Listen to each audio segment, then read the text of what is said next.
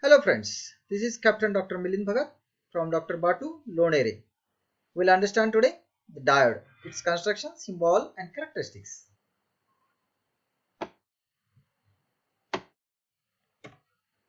What are the learning outcomes of this topic? After the end of this presentation, you will be able to learn its construction, know its symbol and understand its working and characteristics. So what is diode? Diode is nothing but the semiconductor device. It has got two regions, p-n junction and one, it is a passive component. It has got two terminals, anode and cathode, and it has got majority and minority charge carriers. Holes are in the P and electrons are in the N.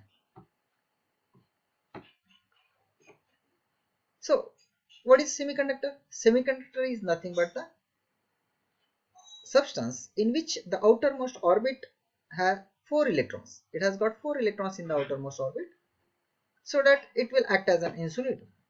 To make it conducting, you have to add impurities.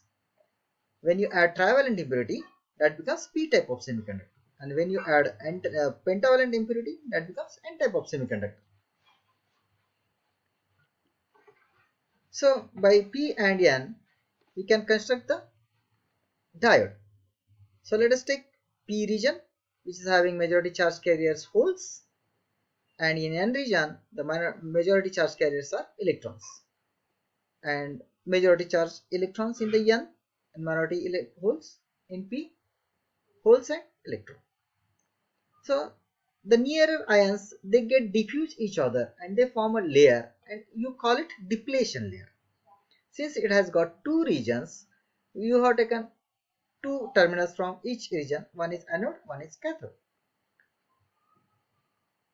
Now let us see what is the symbol of the diode. It looks like this.